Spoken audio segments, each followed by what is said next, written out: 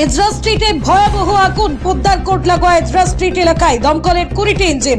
আপনাদের জানিয়ে রাখবো এই মুহূর্তে সবচেয়ে বড় খবর, এজরা স্ট্রিটে ভয়াবহ আগুন, পোদ্দার কোট লাগোয়া এজরা স্ট্রিট এলাকায় ভয়াবহ আগুন। এই মুহূর্তে চাঞ্চল্যকর খবর আপনাদের জানিয়ে রাখবো আরো একবার, এজরা স্ট্রিটে ভয়াবহ আগুন, পোদ্দার কোট লাগোয়া এজরা স্ট্রিট এলাকায় ভয়াবহ আগুন, দমকলের 20টি ইঞ্জিন। কলকাতার লালবাজার সংলগ্ন পোদ্দার কোর্টের কাছে এজরা স্ট্রিটে ইলেকট্রিক সামগ্রীর দোকানে বিধ্বংসী আগুন।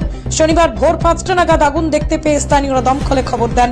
ইতিমধ্যেই ঘটনাস্থলে পৌঁছেছে দমকলের 20টি ইঞ্জিন।